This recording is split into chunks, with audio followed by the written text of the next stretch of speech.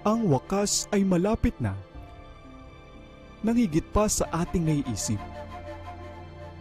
Sa mga panahong nakalipas, bago pa ang paglalang sa mundo, ang isang tunggalian ay nagsimula na. Isang tunggalian sa pagitan ng dalawang kapangyarihan. Isang tunggalian sa pagitan ng mabuti at masama. Isang tunggalian na magpapabago sa takbo ng panahon. Ito ang malaking tunggalian.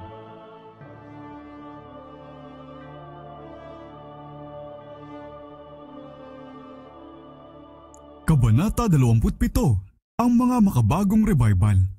Saan man tapat na ipangaral ang salita ng Diyos, sumunod ang mga resultang nagpatunay na ito'y mula sa Diyos. Sinamahan ng Espiritu ng Diyos ang mensahe ng kanyang mga lingkod at ang salita ay nagkaroon ng kapangyarihan. Nadama ng mga makasalanan na kinikilos ang kanilang budhi. Ang ilaw na tumatanglaw sa bawat dumarating sa sanglibutan ay pinagliwanag ang mga kubling silid ng kanilang mga kaluluwa at ang mga nakatagong bagay ng kadiliman ay naihayag. Malalim na kumbiksyon ang kumapit sa kanilang isipan at puso. Sila'y sinumbatan tungkol sa kasalanan, sa katwiran at sa darating na kahatulan. Nadama nila ang katwiran ni Jehova at nadama ang kilabot ng pagharap sa tagapagsuri ng mga puso, taglay ang kanilang kasalanan at karumihan. Sa matinding dalamhati ay isinigaw nila, "Sino ang magliligtas sa akin mula sa katawang ito ng kamatayan?" Habang nahahayag ang krus ng Kalbaryo at ang walang hanggang sakripisyo nito para sa mga kasalanan ng tao, nakita nila na wala ng iba maliban sa biyaya ni Kristo ang makasasapat na tumubos sa kanilang mga pagsalangsang. Ito lamang ang may kakayahang ipagkasundo ang tao sa Diyos. Sa pananampalataya at kapakumbabaan ay tinanggap nila ang kordero ng Diyos na nag-aalis ng kasalanan ng sanglibutan. Sa pamamagitan ng dugo ni Jesus, sila'y merong kapatawaran sa mga kasalanang nagawa sa nakaraan. Ang mga kaluluwang ito'y namunga ng nararapat sa pagsisisi. Sila'y sumampalataya at nabautismuhan at bumangon upang lumakad sa panibagong buhay, mga bagong nilalang kay Kristo Jesus na hindi nahuhubugin ang kanilang sarili ayon sa dating masasamang pagnanasa, kundi sa pamamagitan ng pananampalataya ng anak ng Diyos ay sumunod sa kanyang mga hakbang, ipakita ang kanyang likas at linisin ang kanilang sarili gaya naman niyang malinis.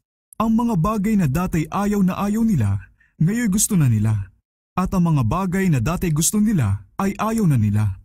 Ang mapagmalaki at mapag-iit ng sarili ay naging maamo at mapagpakumbabang puso. Ang mayabang at mapagmata ay naging seryoso at banayad kumilos. Ang lapastangan ay naging magalang, ang lasinggero ay naging matino, at ang bastos ay naging banal. Ang walang kabuluhang kaugalian ng sanglibutan ay iniwan. Hindi sinikap ng mga Kristiyano na matamo ang panglabas na pagpapahiyas ng buhok at pagsusuot ng ginto o pagbibihis ng maringal na damit. Sa halip ay ang pangloob na pagkatao na may kagandahang walang paglipas ng isang mainhin at maamong espiritu na napakahalaga sa paningin ng Diyos. 1 Pedro 3:3-4. Ang mga revival ay nagdulot ng malalim na pagsusuri ng puso at kapakumbabaan. Ito'y makikilala sa taimtim at masikap na pananawagan sa mga makasalanan sa nananabik na kahabagan sa mga binili ng dugo ni Kristo. Ang mga lalaki't babae ay nananalangin at nakipagpunyagi sa Diyos para sa kaligtasan ng mga kaluluwa. Ang mga bunga ng ganong mga revival ay nakita sa mga kaluluwang hindi inuurungan ang pagtanggi sa sarili at pagsasakripisyo, kundi nagalak na sila'y napabilang na karapat-dapat magtiis ng kahihiyan at pagsubok alang-alang kay Kristo. Nakita ng mga tao ang pagbabago sa buhay ng mga nagpahayag ng pananampalataya sa Panginoong Hesus. Ang pamayanan ay nakinabang sa kanilang impluwensya. Sila'y nagtipon kay Kristo at nagasik sa Espiritu upang umani ng walang hanggang buhay.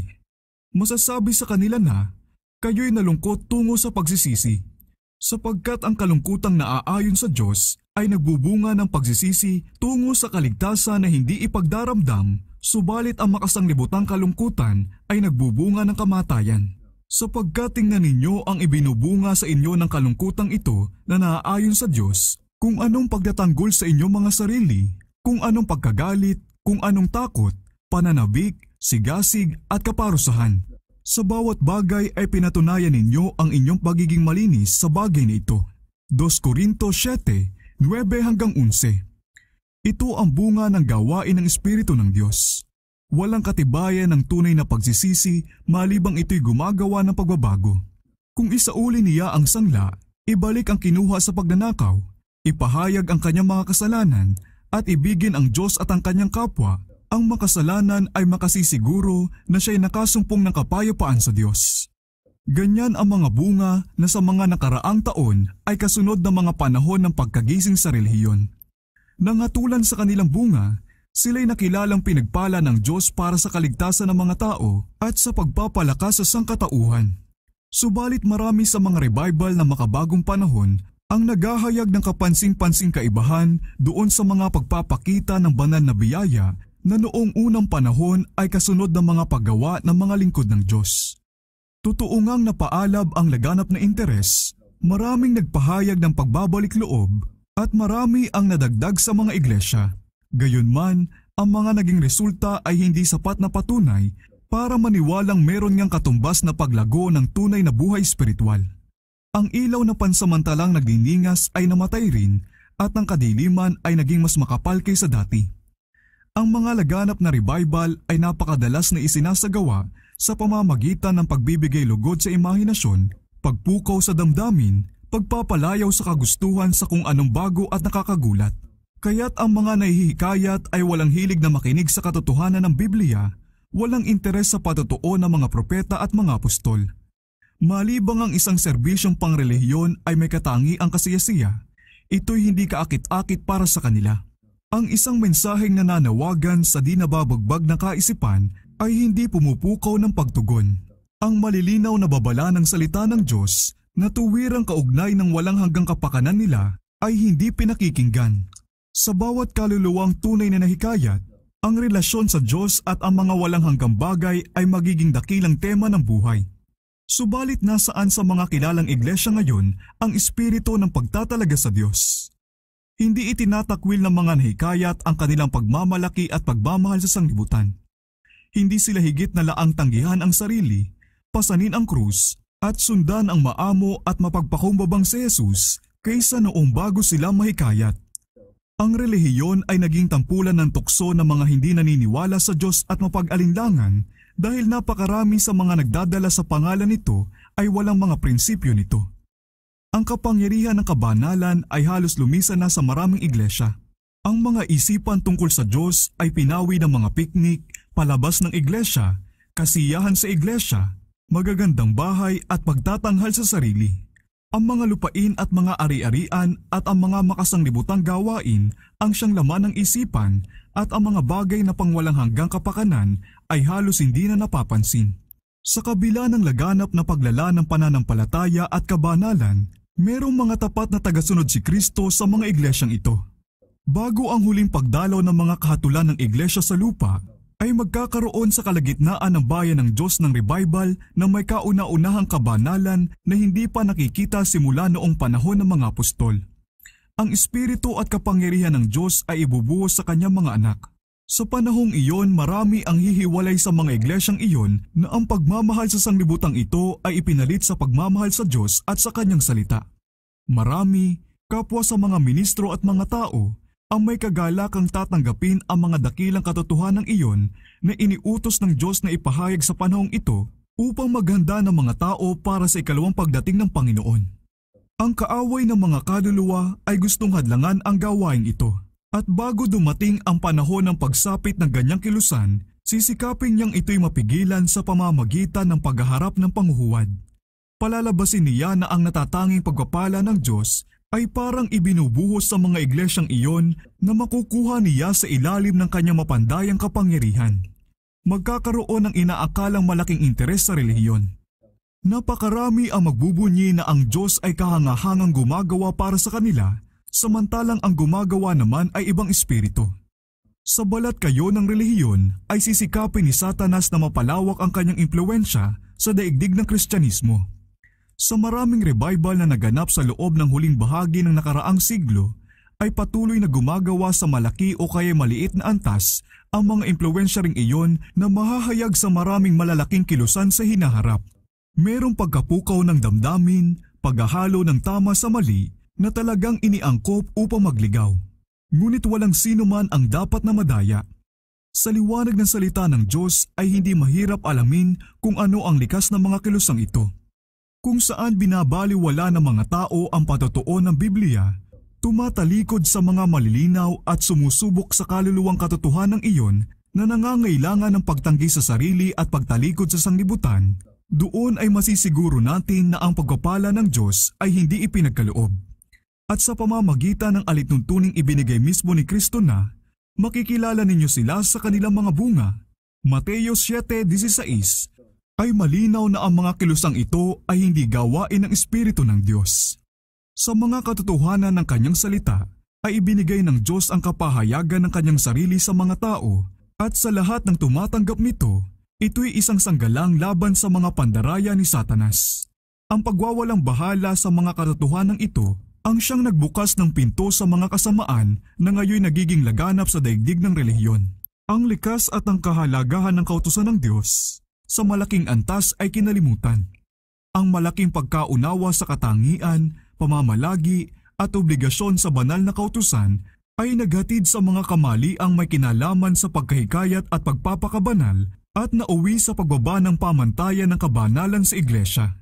Dito makikita ang sikreto kung bakit wala ang espiritu at kapangyarihan ng Diyos sa mga revival ng ating kapanahunan. Sa iba't ibang denominasyon ay may mga taong kilala sa kanilang kabanalan na inaamin at ikinalulungkot ang katotohanan ito. Si Professor Edward A. Park, sa paglalahad ng mga kasalukuyang panganib sa relihiyon ay napakahusay na nagsasabi, ang isang pinagmumula ng panganib ay ang kapabayaang ipatupad ng pulpito ang banal na kautusan. Noong una, ang pulpito ay alingaungaw ng konsensya. Ang mga pinakadakila nating mga ngaral ay nagbibigay ng kahangahangang kapangyarihan sa kanilang mga pagsasalita sa pamamagitan ng paggaya sa halimbawa ng guro at pagtatanyag sa kautusan sa mga alituntunin nito at sa mga babala nito. Inulit-ulit nila ang dalawang dakilang kasabihang ito na ang kautusan ay kopya ng kasakdalan ng Diyos at ang isang taong hindi nagmamahal sa kautusan ay hindi nagmamahal sa Ebanghelyo. Sapagkat ang kautusan, pati na ang Ebanghelyo, ay isang salamin na nagpapakita sa tunay na karakter ng Diyos. Ang panganib na ito ay nagdudulot ng isa pang panganib, yung pagmamaliit sa kasamaan ng kasalanan, sa saklaw nito at sa kakulangan nito. Katumbas ng pagiging tama ng kautusan ay ang pagiging mali ng pagsuway dito. Kaugnay ng mga panganib na nabanggit na ay ang panganib ng paghamak sa katarungan ng Diyos. Ang tinutungo na makabagong pulpito ay ang hatakin ang katarungan ng Diyos mula sa kabutihang loob ng Diyos, ang ilubog ang kabutihang loob bilang isang damdamin sa halip na ito'y iangat bilang isang prinsipyo. Ang pinagsama ng Diyos ay pinaghihiwalay ng mga bagong bubog ng teolohiya. Ang kautusan ba ng Diyos ay mabuti o masama? Ito ay mabuti. Kung gayon ang katarungan ay mabuti, sapagkat ito'y kaayusan upang ipatupad ang kautusan. Mula sa ugali ng paghamak sa kautusan at katarungan ng Diyos, na siyang lawak at kakulangan ng pagsuway ng sangkatauhan, ang mga tao'y madaling nadudulas sa ugali ng paghamak sa biyayang inilaan bilang katubusan para sa kasalanan. Kaya't nawawala ang kabuluhan at kahalagahan ng Ebanghelyo sa isipan ng mga tao at hindi magtatagal, sila'y talagang laan na ring isa-isang tabi ang Biblia mismo. Maraming tagapagturo ng relihiyon ang nagigiit na sa pamamagitan ng kamatayan ay winakasana ni Kristo ang kautusan, kung kaya't malaya na ang tao sa mga ipinagagawa nito.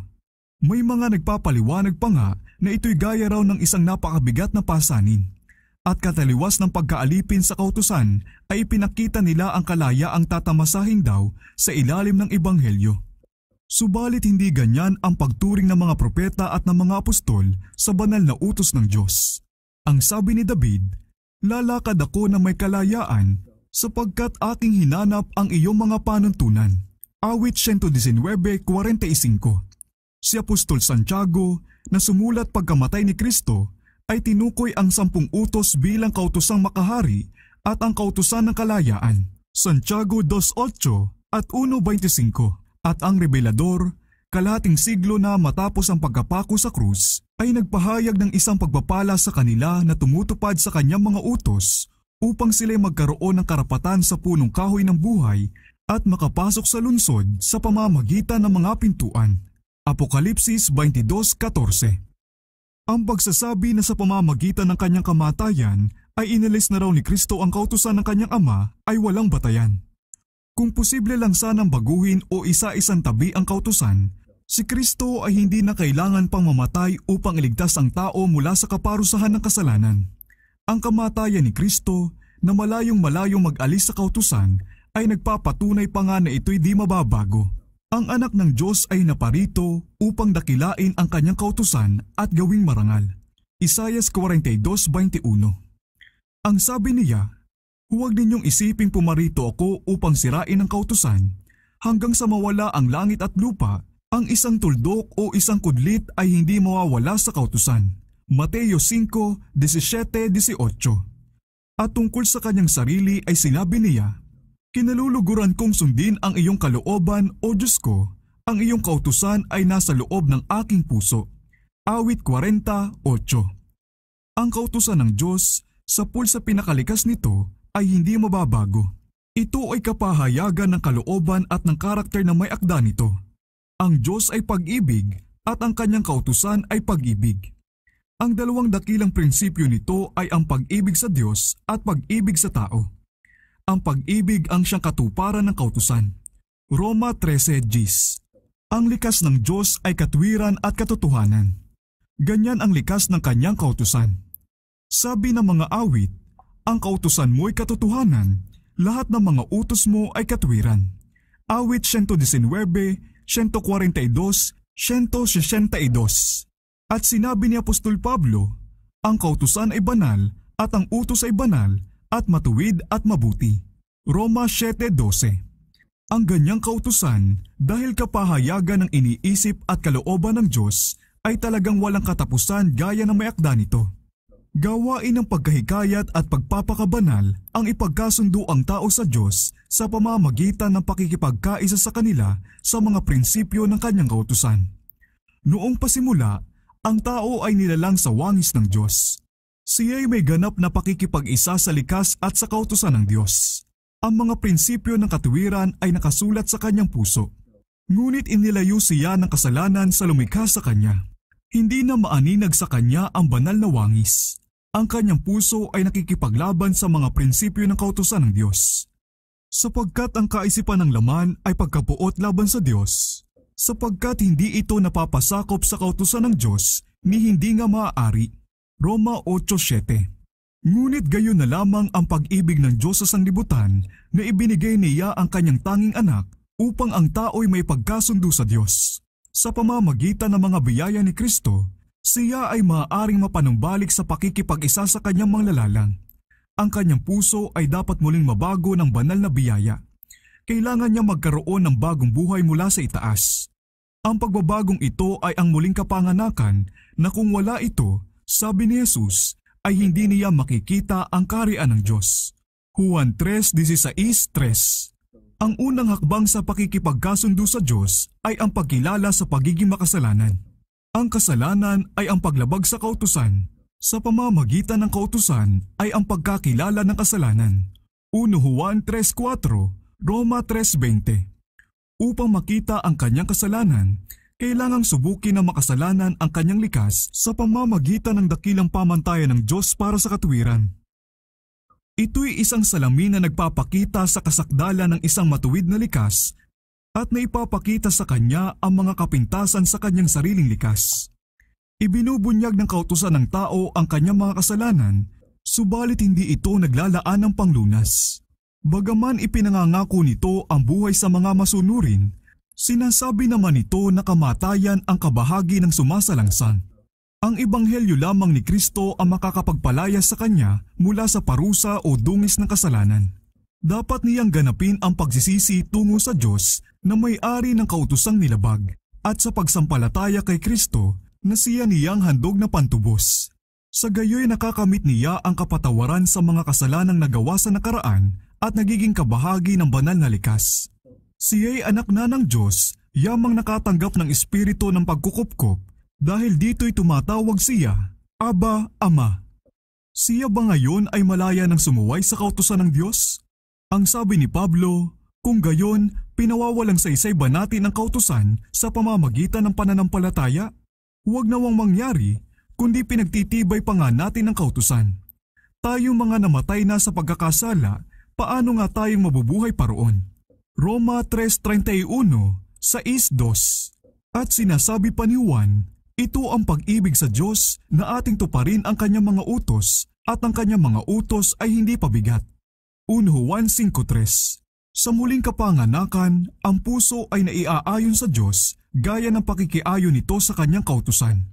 Kapag ang makapangyarihang pagbabagong ito ay nangyari sa makasalanan, siya ay lumilipat na mula sa kamatayan tungo sa buhay, mula sa kasalanan tungo sa kabanalan, mula sa pagsalangsang at paghihimagsik tungo sa pagsunod at katapatan. Ang dating buhay ng paglayo sa Diyos ay nawakasan na. Ang bagong buhay ng pakikipagkasundo, ng pananampalataya at pag-ibig ay nagsimula na. At pagkatapos, ang katwirang itinakda ng kautusan ay matutupad sa atin na hindi lumalakad ayon sa laman kundi ayon sa Espiritu. Roma 8:4. At ang pangungusap ng kaluluwa ay magiging, O mahal na mahal ko ang iyong kautusan, ito'y siya kong binubulay-bulay sa buong araw. Awit 119:97. Ang kautusan ng Panginoon ay sakdal na nagpapanauli ng kaluluwa. Awit 19:7. Kung wala ang kautusan, ang mga tao ay walang matuwid na pagkaunawa sa kalinisan at kabanalan ng Diyos o sa kanilang sariling kasalanan at karumihan. Wala silang tunay na pagkilala sa kasalanan at hindi madadama na kailangan nilang magsisi. Dahil hindi nakikita ang napapahamak nilang kalagayan bilang mga sumasalangsang sa kautusan ng Diyos, hindi nila nakikita ang pangangailangan nila sa tumutubos na dugo ni Kristo. Ang pag-asa ng kaligtasan ay tinatanggap ng walang tahasang pagbabago ng puso o reformasyon ng buhay. Kaya ang panglabas na pagkahikayat ay dumadami at napakaraming tao ang iniaanib sa iglesia na hindi kailanman naging kaisa ni Kristo. Pati ang mga maling teorya sa pagpapakabanal na nagmumula sa pagbabaliwala at pagtatakwil sa mga banal na kautusan ay meron ng mahalagang lugar sa mga kilusang pangrelihiyon ng panahong ito. Ang mga teoryang ito na kabulaanan na sa doktrina ay mapanganib pa sa mga praktikal na resulta at ang katotohanan na ang mga ito ay talagang karaniwang sinasang-ayunan ay nagbibigay ng ibayong pangangailangan na ang lahat ay dapat magkaroon ng malinaw na pagkaunawa kung ano ang itinuturo ng mga kasulatan sa paksang ito. Ang tunay na pagpapakabanal ay doktrina ng Biblia. Si Apostol Pablo sa kanyang sulat sa iglesia sa Tesalonica ay nagsasabi, ito ang kalooban ng Diyos, ang iyong pagpapakabanal. At idinadalangin niya na, pakabanalin nawa kayong lubos mismo ng Diyos ng kapayapaan. 1 Tesalonica 4:3, 5:23. Malinaw na itinuturo ng Biblia kung ano ang pagpapakabanal at kung paano ito maaabot. Ang tagapagligtas ay nananalangin para sa kanyang mga alagad na, pakabanalin mo sila sa katotohanan, ang salita mo ay katotohanan. Juan 17:17. At itinuturo ni Pablo na ang mananampalataya ay dapat na ginawang banal ng Espiritu Santo. Roma 15:16. Ano ang gawain ng banal na Espiritu? Sinabi ni Jesus sa kanyang mga alagad, kapag dumating na ang Espiritu ng katotohanan, papatnubayan niya kayo sa buong katotohanan. Juan 16:13. At sinasabi ng mga awit, ang kautusan mo'y katotohanan. Awit 119:142. Sa pamamagitan ng salita at ng Espiritu ng Diyos, ay nabubuksan sa mga tao ang mga dakilang prinsipyo ng katwirang nakapaloob sa kanyang kautusan. At dahil ang kautusan ng Diyos ay banal at matuwid at mabuti, isang kopya ng banal na kasakdalan, nangangahulugan na ang karakter na nahuhubog sa pagsunod sa kautusang iyon ay magiging banal din. Si Kristo ang perpektong halimbawa ng ganong karakter. Ang sabi niya, tinupad ko ang mga utos ng aking Ama. Lagi kong ginagawa ang mga bagay na nakalulugod sa Kanya. Juan 15:8-29. Ang mga tagasunod ni Kristo ay dapat na maging katulad niya, na sa pamamagitan ng biyaya ng Diyos ay makabuo ng karakter na kasang-ayon ng mga prinsipyo ng banal na kautusan. Ito ang pagpapakabanal sa Biblia. Ang gawaing ito'y maisasagawa lamang sa pamamagitan ng pananampalataya kay Kristo, sa pamamagitan ng kapangyarihan ng nananahang Espiritu ng Diyos. Pinapayuhan ni Pablo ang mga mananampalataya na isagawa ninyo ang inyong sariling kaligtasan na may takot at panginginig, sapagkat Diyos ang gumagawa sa inyo maging sa pagnanais at sa paggawa para sa kanyang mabuting kalooban. Pilipos 2:12-13. Madadama ng Kristiyano ang mga udyok ng kasalanan, subalit pananatilihin niya ang isang patuloy na pakikipaglaban dito. Dito kinakailangan ang tulong ni Kristo. Ang kahinaan ng tao ay nagiging kaisa ng banal na kalakasan at ang pananampalataya ay napapabulalas.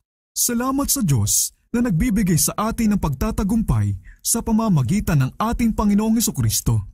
1 Korinto 15:57. Malinaw na ipinapakita ng mga kasulatan na ang gawain ng pagpapakabanal ay tuloy-tuloy. Kapag sa pagkahikayat niya ay nakasumpong ang makasalanan ng kapayapaan sa Diyos sa pamamagitan ng dugong katubusan, ang buhay Kristiyano ay nagsisimula pa lamang.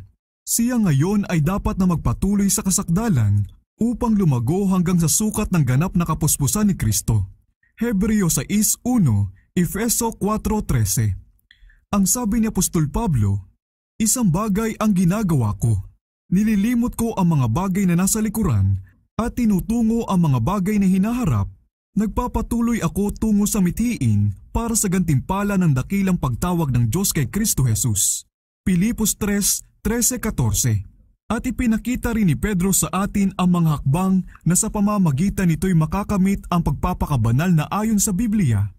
Gawin ninyo ang lahat ng inyong makakaya na tustusan ang inyong pananampalataya ng kabutihan, ang kabutihan ng kaalaman, ang kaalaman ng pagpipigil, ang pagpipigil ng pagtitiis, ang pagtitiis ng pagiging makadiyos, at ang pagiging makadiyos ng pagmamahal sa kapatid, at ang pagmamahal sa kapatid ng pag-ibig.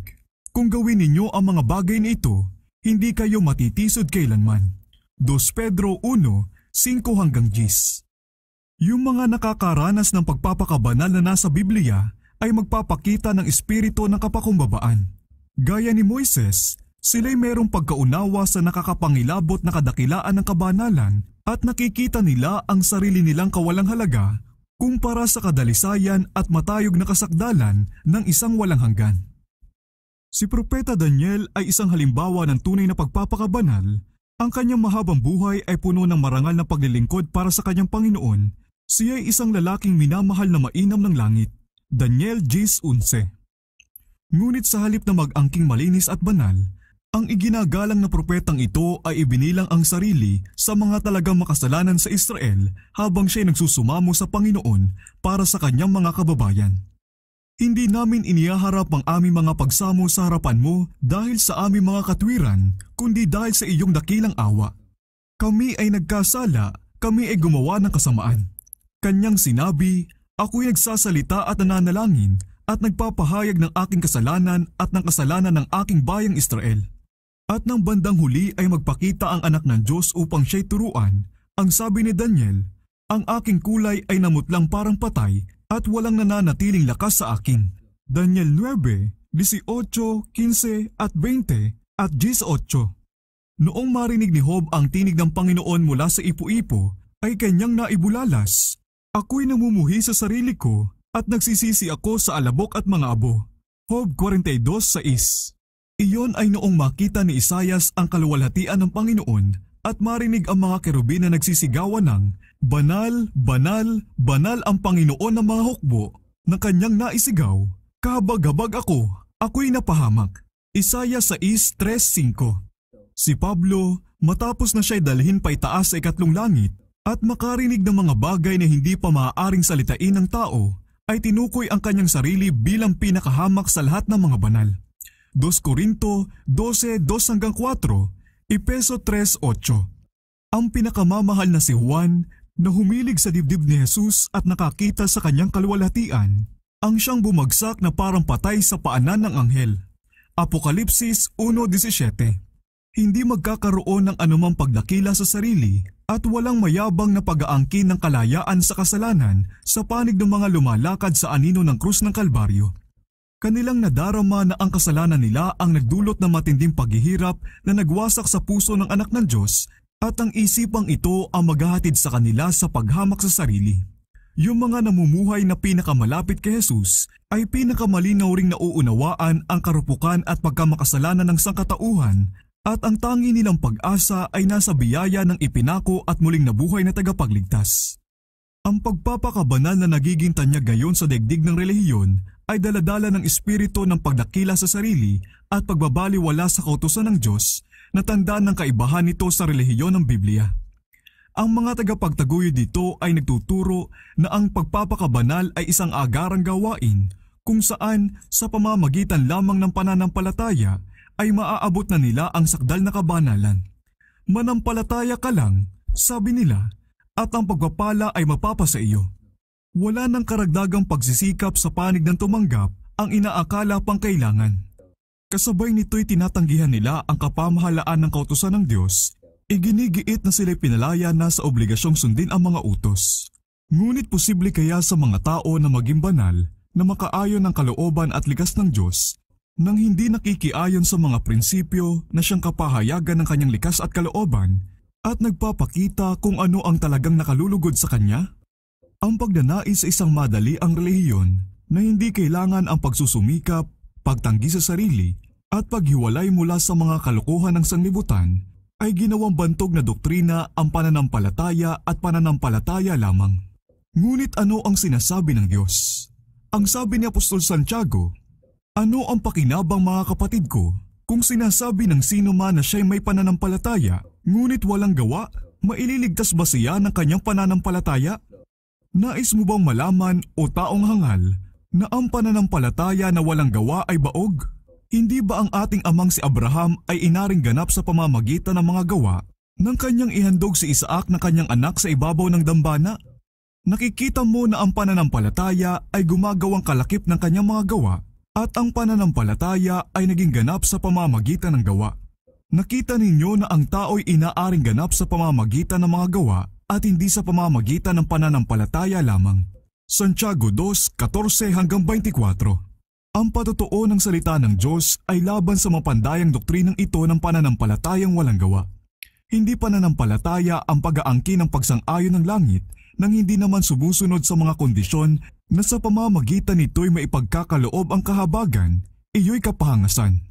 Sapagkat ang tunay na pananampalataya ay nakasalig sa mga pangako at mga kondisyon ng mga kasulatan. Huwag dayain ninuman ang kanilang sarili sa paniniwalang sila ay magiging banal samantalang sinasadyang labagin ang isa sa mga ipinag-uutos ng Diyos. Ang paggawa ng isang tanyag na kasalanan ay nagpapatahimik sa sumasaksing tinig ng Espiritu at inihihiwalay ang kaluluwa sa Diyos. Ang kasalanan ay ang paglabag sa kautusan at ang sino mang nagkakasala o lumalabag sa kautusan ay hindi nakakita sa Kanya ni nakakakilala sa Kanya. 1 Juan 3:6. Bagaman sa kanyang mga sulat ay lubos na tinatalakay ni Juan ang tungkol sa pag-ibig, gayon may hindi siya nag-aatubiling ibunyag ang tunay na likas na mga taong iyon na nag-aangking napabanal samantalang namumuhay sa paglabag sa kautusan ng Diyos. Ang nagsasabing, "Kilala ko siya," ngunit hindi tinutupad ang kanyang mga utos ay sinungaling at ang katotohanan ay wala sa kanya. Ngunit ang sino mang tumutupad sa kanyang salita, tunay na naging ganap sa taong ito ang pag-ibig ng Diyos. 1 Juan 2:4-5. Narito ang bawat subukan ng bawat pagpapanggap ng tao. Hindi natin maaaring iukol ang kabanalan sa kanino mang tao nang hindi siya dinadala sa panukat na nag-iisang pamantayan ng kabanalan ng Diyos sa langit at sa lupa. Kung hindi nadarama ng mga tao ang bigat ng kautosang moral, kung kanilang minamaliit at minamagaan ang mga alituntunin ng Diyos, kung kanilang sinusuway ang isa sa pinakamaliit sa mga utos na ito at ituro ang gayon sa mga tao, sila'y magiging walang halaga sa paningin ng langit at malalaman natin na ang kanilang mga pag-aangkin ay walang batayan. At ang pag-aangkin ng pagiging walang kasalanan ay katibayan mismo na siyang gumagawa ng pag-aangking ito ay malayo sa kabanalan.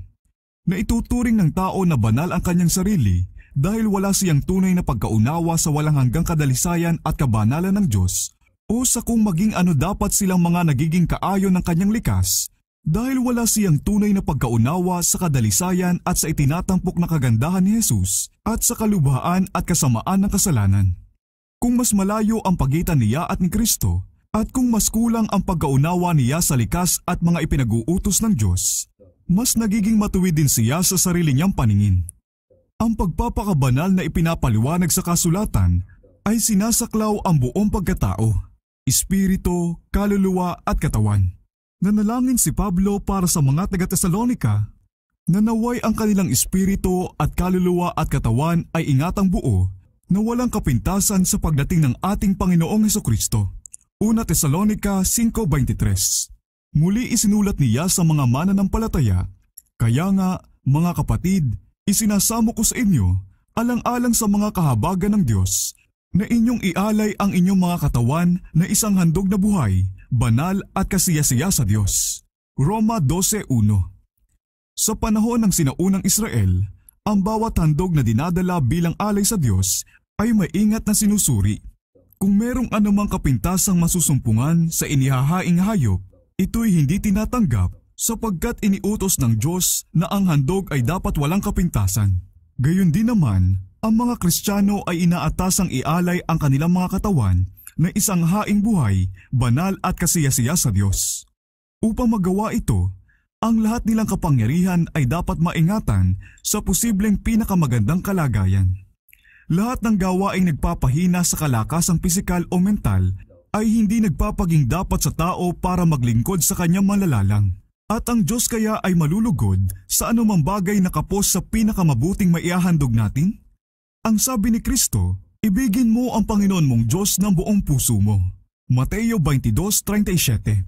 Yung mga tunay na umiibig sa Diyos ng buong puso ay magnanais na maibigay sa Kanya ang pinakamabuting paglilingkod ng kanilang buhay at lagi nilang pagsisikapang maiayon ang bawat kapangyarihan ng kanilang pagkatao sa mga kautusang magpapaunlad sa kanilang kakayahang isagawa ang Kanyang kalooban.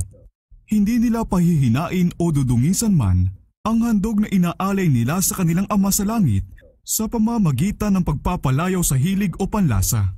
Sinasabi ni Pedro, "Kayo'y umiwas sa mga pagnanasa ng laman na nakikipaglaban sa kaluluwa." 1 Pedro 2:11. Bawat masamang pagpapalayaw ay nagpapamanhid sa mga kakayahan at nagpapahina sa mental at espiritual na pagkaunawa at mahina lang ang nagagawang pagkintal sa puso ng salita o kaya ng Espiritu ng Diyos. Isinulat ni Pablo sa mga taga-Korinto, "Linisin natin ang ating mga sarili mula sa bawat karumihan ng laman at espiritu na ginagawang sakdal ang kabanalan sa pagkatakot sa Diyos." 2 Korinto 7:1. At sa mga bunga ng espiritu, pag-ibig, kagalakan, kapayapaan, pagtitiyaga, kagandahang loob, kabutihan, katapatan, kaamuan, ay isinama niya sa pagpipigil sa sarili. Galatia 5:22-23. Sa kabila ng mga kinasihang pahayag na ito, napakaraming mga nagsasabing Kristiyano ang nagpapahina sa kanilang mga kakayahan dahil sa paghahangad ng pakinabang o kaya'y labis na paghanga sa kung anong uso. Anong dami ng sumisira sa kanilang katauhang kawangis ng Diyos sa pamamagitan ng katakawan, ng pag-inom ng alak at ng ipinagbabawal na kalayawan. At ang simbahan, sa halip na sawayin, ay napakadalas pang hinihimok ang kasamaang ito sa pamamagitan ng pagbibigay lugod sa hilig, sa paghahangad ng pakinabang o hilig sa kalayawan upang muling malagyan ang kabangyaman nito na di kayang matustusan ng pag-ibig kay Kristo. Kung papasok si Jesus sa mga simbahan ngayon at makita ang pistahan at makasalan ng kalakalan na dooy ginagawa sa ngalan ng relihiyon, hindi kaya niya itaboy ang mga lapastangang iyon gaya ng pagpapalayas niya sa mga nagpapalit ng salapi sa templo? Sinasabi ni Apostol Santiago na ang karunungang buhat sa itaas unay malinis. Kung nakaharap kaya niya yung mga bumabanggit sa pinakamamahal na pangalan ni Jesus sa pamamagitan ng mga labing na dungisan ng tabako, yung mga taong ang hiningat pagkatao ay nahawahan na mabahong amoy nito at pinarurumi ang hangin ng papawirin at napipilitan ang lahat na nakapalibot sa kanila na langhapin ang lason. Kung nakaharap kaya ng apostol ang isang gawain na talagang laban sa kalinisan ng ebanghelyo, hindi kaya niya ito tuligsain bilang makalupa, makalaman, may sa demonyo? Ang mga alipin ng tabako na umaangkin ng pagpapala ng lubos na pagpapakabanal ay nagsasalita tungkol sa kanilang pag-asa sa langit, subalit malinaw na sinasabi ng salita ng Diyos na hindi makakapasok doon ang anumang bagay na marumi. Apokalipsis 21:27. O hindi ba ninyo nalalaman na ang inyong katawan ay templo ng Espiritu Santo na nasa inyo, na tinanggap ninyo mula sa Diyos at kayo ay hindi sa inyong sarili? Sapagkat kayo'y binili sa isang halaga, kaya't luwalhatiin ninyo ng inyong katawan ang Diyos. 1 Korinto 6:19-20. Siyang ang katawan ay templo ng banal na Espiritu, ay hindi maaalipin ng nakakapinsalang gawi. Ang kanyang mga kakayahan ay pag-aari na ni Kristo na bumili sa kanya sa halaga ng dugo. Ang kanyang mga ari-arian ay sa Panginoon. Paanong siya ay magiging walang kasalanan sa paglustay sa ipinagkatiwalang puhunang ito? Ang mga nagsasabing Kristiyano ay gumagastos taon-taon ng napakalaking halaga sa mga walang kwenta't nakakapinsalang kalayawan, samantalang ang mga kaluluwa ay namamatay dahil sa pangangailangan sa salita ng buhay. Ang Diyos ay ninanakawan ng ikapu at mga handog, samantalang inuubos nila sa altar ng mapaminsalang pagnanasa ang mas marami pa kaysa sa ibinibigay nila upang matulungan ang mga may hirap o para itaguyod ang Ebanghelyo. Kung ang lahat na nagsasabing tagasunod ni Kristo ay tunay ngang napabanal, ang kanilang kabuhayan, sa halip na gastusin sa mga hindi kailangan at nakakapinsala pangangkalayawan, ay ibabalik sa kabangyaman ng Panginoon at ang mga Kristiyano ay magbibigay ng halimbawa sa pagpipigil, pagtanggi sa sarili at pagsasakripisyo. Sa gayoy magiging ilaw sila ng sanglibutan. Ang sanglibutan ay nagugumon sa pagpapalayo sa sarili. Ang masamang pagnanasa ng laman, ang pagnanasa ng mata, at ang mga pagmamataas sa buhay ay siyang kumukontrol sa napakaraming tao. Subalit ang mga tagasunod ni Kristo ay merong mas banal na pagkatawag. Lumabas kayo sa kanila at humiwalay kayo, sabi ng Panginoon, at huwag kayong humipo sa anumang bagay na marumi. Sa liwanag ng salita ng Diyos, tayo'y matuwid sa pagsasabing ang pagpapakabanal ay hindi maaaring maging tunay kung hindi ginagawa ang lubusang pagtatakwil na ito sa masasamang pagnanasa at pagpapalayaw ng sanglibutan. Doon sa mga sumusunod na kondisyong lumabas kayo sa kanila at humiwalay kayo at huwag kayong humipo ng anumang bagay na marumi, ang pangako ng Diyos ay, kayo'y aking tatanggapin at ako'y magiging ama sa inyo at kayo'y magiging aking mga anak na lalaki at babae, sabi ng Panginoong makapangyarihan sa lahat. 2 Korinto 6:17-18. Karapatan at tungkulin ng bawat Kristiyano ang magkaroon ng mayaman at masaganang karanasan sa mga bagay na ukol sa Diyos. Ako ang ilaw ng sanglibutan, ang sabi ni Jesus. Ang sumusunod sa akin ay hindi kailanman lalakad sa kadiliman, kundi magkakaroon ng ilaw ng buhay. Juan 8:12. Ang landas ng matuwid ay parang liwanag ng bukang liwayway na sumisikat ng higit at mas maliwanag hanggang maging ganap na araw. Kawikaan 4:18. Bawat hakbang ng pananampalataya at pagsunod ay naghahatid sa kaluluwa sa malapit na ugnayan sa ilaw ng sanglibutan na sa kanya'y walang anumang kadiliman. Ang maliliwanag na sinag ng araw ng katuwiran ay sumisikat sa mga lingkod ng Diyos at dapat nilang pagliwanagin ang kanyang mga silahis. Gaya ng mga bituing nagsasabi sa atin na merong dakilang liwanag sa kalangitan na dahil sa kaluwalhatian niya'y napapaningning sila, ganon din dapat ipakita ng mga Kristiyano na merong Diyos sa trono ng sangsinukob na ang likas ay nararapat na purihin at tularan. Ang mga biyaya ng kanyang espiritu, ang kalinisan at kabanalan ng kanyang likas ay mahahayag sa kanyang mga saksi. Sa kanyang sulat sa mga taga-Kolosas ay inilalahad ni Pablo ang masasaganang pagpapala na ipinagkakaloob sa mga anak ng Diyos. Ang sabi niya, hindi kami tumigil ng pananalangin para sa inyo at sa paghiling na kayo'y punuin ng kaalaman ng kanyang kalooban sa buong karunungan at pagkaunawang espiritual upang kayo'y lumakad ang nararapat sa Panginoon na lubos na nakakalugod sa Kanya, namumunga ng bawat gawang mabuti at lumalago sa pagkakakilala sa Diyos. Naway palakasin kayo sa buong kapangyarihan ayon sa kalakasan ng Kanyang kaluwalhatian para sa lahat ng katatagan at pagtitiyaga na may galak. Kolosas 1:9-11. At muli, siya'y sumulat tungkol sa kanyang pagnanais na maunawaan ng mga kapatiran sa Efeso ang tayog ng karapatang Kristiyano. Binuksan niya sa kanila sa pinaka-nauunawa ang pananalita ang kahangahangang kapangyarihan at kaalaman na maaaring mapasa kanila bilang mga anak na lalaki at babae ng kataas-taasan. Kanila ang pagbibigay lakas ng kapangyarihan sa pamamagitan ng kanyang espiritu ng pagkataong loob, ang pagiging nag-uugat at tumitibay sa pag-ibig, ang matarok, kasama ng lahat ng mga banal, ang luwang, haba, taas at lalim upang makilala ang pag-ibig ni Kristo na higit sa kaalaman. Ngunit ang panalangin ng apostol ay nakaabot sa sukdulan ng tanging karapatang ito nang idalangin niyang nawa kayo'y mapuno ng lahat ng kapuspusan ng Diyos. Efeso 3:16-19. Dito'y nahahayag ang taas ng tagumpay na maaaring maabot sa pamamagitan ng pananampalataya sa mga pangako ng ating Ama sa Langit kapag ating ginawa ang kanyang mga ipinag-uutos. Sa pamamagitan ng mga biyaya ni Kristo, tayo'y makakalapit sa trono ng walang hanggang kapangyarihan. Siya na hindi ipinagkait ang kanyang sariling anak, kundi ibinigay dahil sa ating lahat. Bakit naman hindi ibibigay sa atin ng walang bayad ang lahat ng mga bagay? Roma 8:32. Walang sukat na ibinigay ng Ama ang kanyang espiritu sa kanyang anak at tayo'y maaari ring makabahagi sa kapuspusan nito. Sinabi ni Jesus, "Kung kayo nga na masasama ay marunong magbigay ng mabubuting kaloob sa inyong mga anak, gaano pa kaya ang inyong Ama sa langit na magbibigay ng Espiritu Santo sa mga humihingi sa Kanya?" Lucas 11:13. Kung kayo'y humihingi ng anuman sa pangalan ko, ay gagawin ko. Kayo'y humingi at kayo'y tatanggap upang malubos ang inyong kagalakan. Juan 14:14, 16:24. Bagaman ang buhay ng isang Kristiyano ay makikilala sa kapakumbabaan, hindi dapat ito mababakasan ng kalungkutan at paghamak sa sarili. Karapatan ng bawat isa ang mamuhay ng gayon, anupat sa sang-ayunan at pagpapalain siya ng Diyos. Hindi kalooban ng ating Ama sa Langit ang tayo'y mapasailalim kailanman sa kahatulan at kadiliman. Walang katibayan ng tunay na kapakumbabaan ang lumakad ng nakayukod ang ulo at ang puso'y puspos ng pagpapahalaga sa sarili. Maaari tayong lumapit kay Jesus at maging malinis at tumayo sa harapan ng kautusan nang walang ikinahihiya at pagsisisi. Ngayon nga'y wala ng kahatulan sa mga nakay Kristo Jesus, sa mga lumalakad hindi sa laman kundi sa Espiritu. Roma 8:1.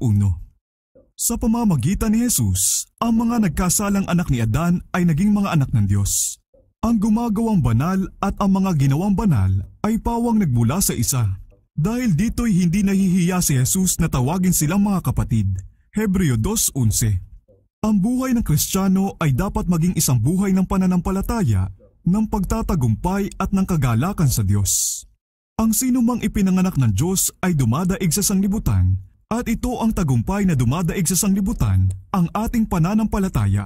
1 Juan 5:4. Tunay ang sinabi ng lingkod ng Diyos ng si Nehemias, "Ang kagalakan sa Panginoon ang inyong kalakasan." Nehemias 8:10. At sinasabi ni Pablo, "Magalak kayong lagi sa Panginoon." Muli kong sasabihin, magalak kayo. Magalak kayong lagi, manalangin kayong walang patid. Sa lahat ng bagay ay magpasalamat kayo sapagkat ito ang kalooban ng Diyos kay Kristo Jesus para sa inyo. Pilipos 4:4, 1 Tesalonica 5:16-18. Ganyan ang mga bunga ng pagkahikayat at pagpapakabanal na ayon sa Biblia. At ang mga bungang ito'y bihira na masaksihan sa dahilang ang mga dakilang prinsipyo ng katuwiran na inilahad sa kautusan ng Diyos ay winawalang bahala ng sanglibutang Kristiyano. Ito ang dahilan kung bakit walang gaanong pagpapamalas ng malalim at nananatiling gawaing iyon ng Espiritu ng Diyos na tanda ng mga revival ng nakaraang mga panahon. Tayo'y nababago sa pamamagitan ng pagtingin. At kapag binaliwala ang mga banal na tungtuning iyon, na dooy inihayag ng Diyos sa mga tao ang kasakdalan at kabanalan ng kanyang karakter, at ang isipan ng mga tao ay maakit sa mga turo at teorya ng tao, anong kababalaghan kung bakit ang kasunod nito ay ang pagbaba ng buhay ng kabanalan sa iglesia? Sabi ng Panginoon, "Tinalikuran nila ako, ang bukal ng mga tubig na buhay, at gumawa para sa kanila ng mga tipunan ng tubig, na mga sirang tipunan na hindi malagyan ng tubig." Jeremias 2:13. Mapalad ang taong hindi lumalakad sa payo ng masama, kundi nasa kautusan ng Panginoon ang kanyang kagalakan at nagbubulay-bulay araw at gabi sa kanyang kautusan.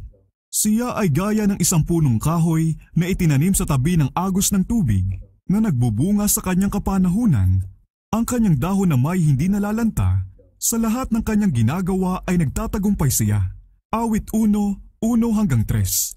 Kapag naibalik lamang ang kautusan ng Diyos sa tamang kalagayan nito, maaaring magkaroon ng isang revival ng sinaunang pananampalataya at kabanalan sa kalangitan ng mga nagsasabing bayan niya.